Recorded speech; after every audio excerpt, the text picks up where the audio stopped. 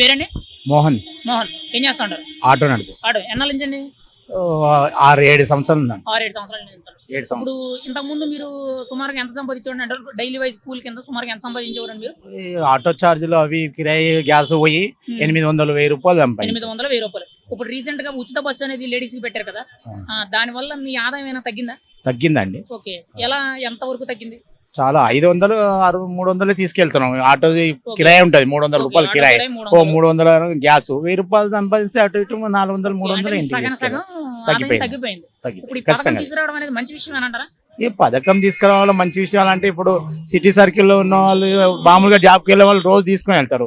బయటికి వెళ్ళే వాళ్ళు ఎప్పుడో ఒకసారి వెళ్తారు, అది పెద్ద ఇబ్బంది ఏం లేదు. ఇప్పుడు మా ఆవిడ బయటికి వెళ్ళదు, డ్యూటీకి కూడా వెళ్ళదు, ఎప్పుడో ఒకసారి పోతే 100 రూపాయలు అవుతుంది. అది ఉచితం ఇచ్చేస్తే ఇక మరి మాలాంటి ఆటోలు ఏం బతకాలి? ఇప్పుడు మా ఆవిడ ఒక్కసారి పోతుంది సంవత్సరంలో, నెలలో ఒకసారి అలా మా ఇంటికి వస్తున్నది, అప్పుడు 100 రూపాయలు అవుతుంది.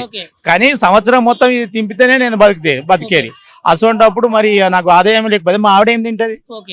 అది మీకైతే ఈ పథకం వల్ల కొంచెం ఇబ్బంది అని అంటారు. 100%. ఇప్పుడు అది కాకుండా ఈ లేడీస్ ఉచిత బస్సు అనేది కాకుండా ఇప్పుడు మళ్ళీ కొత్తగా ఏంటంటే చదువుకునే పిల్లలకు లేకపోతే జాబ్ చేసుకునే ఆడవాళ్ళకు కానీ గవర్నమెంట్ తరఫు నుంచి ఒక 70,000 స్కూటీలు అనేవి పంచిపెట్టడం జరుగుతుంది. 350 కోట్ల బడ్జెట్ తో పంచిపెట్టడం జరుగుతుంది. అది ఇప్పుడు ఇంకా మాటలు జరుగుతున్నాయి, 1 by 1 ఒకటి పని చేసుకుంటూ వస్తున్నారంటండి. ఇప్పుడు అది కూడా మంచి విషయం అంటారా? లేకపోతే మంచి విషయం అన్న. ఇప్పుడు స్కూటీలు గీటీలు ఇప్పిస్తారు, మళ్ళీ దానికి ఛార్జింగ్ లేకపోతే కరెంట్ పెట్టాలి, లేకపోతే పెట్రోల్ కావాలి. ఇవేడికెళ్ళి ఇప్పుడు నా బిడ్డకు స్కూటీ ఇచ్చింది అనుకో, దానికి పెట్రోల్ ఖర్చు 100 రూపాయలు ఇవ్వాలి.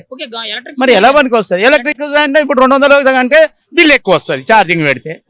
మరి ఎక్కడి నుంచి ఇస్తారు ఫ్రీగా? ఎలాగొస్తారు? ఎక్కడి నుంచి వస్తున్నాయి ఫ్రీగా? ఎన్ని కోట్లు? అసలు ఖజానా ఖాళీ ఏడుస్తున్నారు, స్టేట్మెంట్ చూస్తున్నాము. ఈ ఇన్ని స్కూటీలు ఎక్కడికి తెచ్చిస్తారు, ఎందుకు ఇస్తున్నారు? అసలు సోమరిపోతులు చేద్దాం అనుకుంటారు ఏంది అందరినీ? ఉచిత పథకాలు పెట్టడం వల్ల జనాలు ఎక్కువ సోమరిపోతులు చేయడం అంటారా? లేకపోతే అందరి సోమరిపోతులు తప్ప ఇంకేం లేదు, సోమరిపోతులు చేయడం తప్ప ఇంకేం లేదు. వాళ్ళకి ఏమైనా కుదిరితే విద్యా వైద్యం ఫ్రీగా ఇవ్వమనండి. విద్యా వైద్యం ఈ 2 ఇస్తే చాలు. అంతే.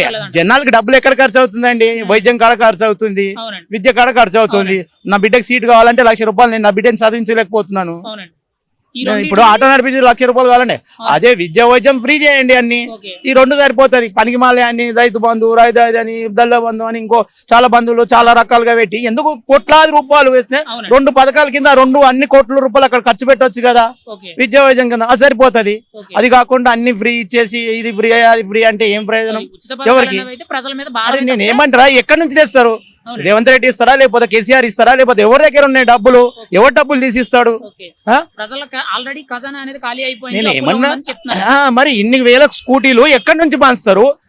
ఆయన ముందే చెప్పిండు, నా జోబులకి వెళ్ళి 100 రూపాయలు తీయను, మీ డబ్బులు మీకే ఇస్తాను. అయినా మన జనాలు ఓటేసారు వాడికి. అవును కదా? మరి ఈ ఉచితాలు ఎడికెళ్ళి వస్తున్నాయి? ఎక్కడి నుంచి తెస్తారు డబ్బులు? అప్పులు అని చెప్పి మీరు అన్నారు కదా. ఇప్పుడు అప్పులు కాకుండా ఏమైతాయి? మరి మీరు చేసేది అదే, వాడు చేసింది అదే కదా. మరి మీరు తేడాలు ఏమున్నాయి మీ దగ్గర?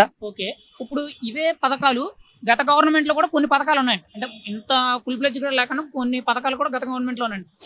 మరి ఇది ఇబ్బంది రాలేదంటారా మీరు? నేను ఏమన్నా ఇబ్బంది రాకుండా ఆయన చూసుకున్నాడో, లేకపోతే ఆయన ఏం చేసిండు, ఆయన మెయింటైన్ చేసిండు.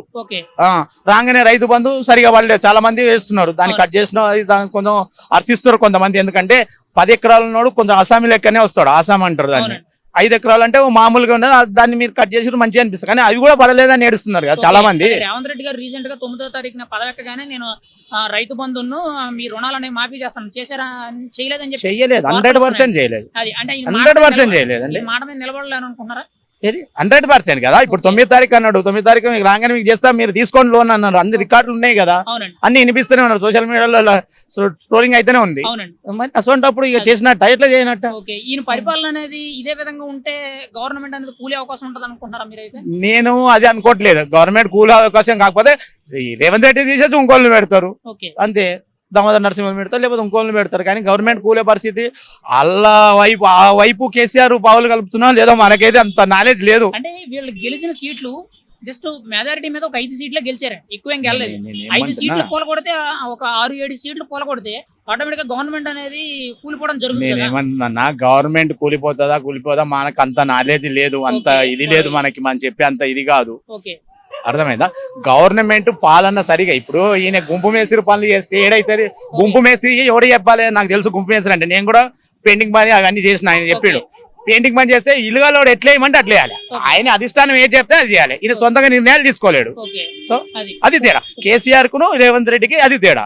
సొంత నిర్ణయాలు తీసుకోవడం రేవంత్ రెడ్డి వల్ల కాదు. కాదు.